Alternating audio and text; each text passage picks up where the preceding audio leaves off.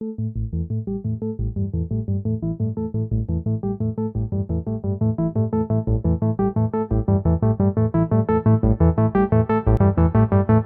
today's age, you have to utilize complex passwords. Many programs require you to, and websites require you to put in an interesting ID and password. And you and I have talked about IDs and avoiding using your email address as an ID to sign into something because you've given away half the problem there. We talked about that already. This is the other side, and that is, complex passwords.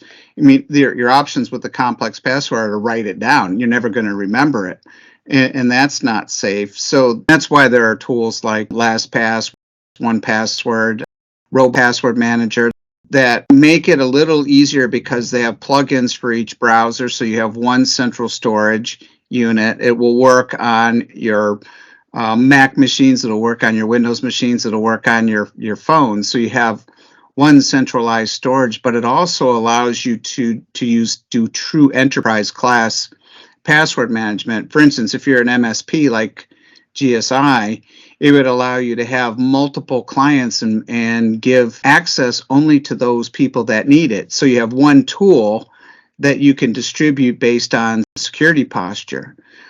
I think in the news, we've seen a lot of these tools get hacked, and that is one of the biggest problems with them is they're targets of the hackers. Break one big tool like that, get access to millions of different accounts. But there's ways around that too. For instance, GSI uses Azure Active Directory to store the password access management, and you provide via Microsoft Azure AD the access keys. So even if they break into, let's say, like we use LastPass, you still aren't going to be able to get in because Azure's protected you on the other side. So there's ways around it. Even if they get hacked, so what? They get a bunch of hacked accounts, but they can't get in because they don't have access to our Azure directory services.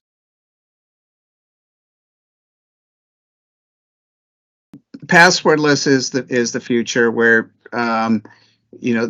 the way into something is not by typing a user ID or password. You first confirm who like KnowBe4 as an example.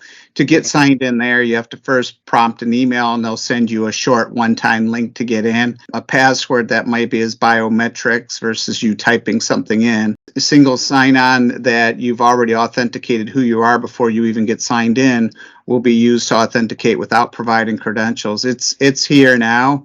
Not every application has used it, but it's probably by 5 years you'll see far fewer IDs and passwords, and just with the passwordless link, it's here.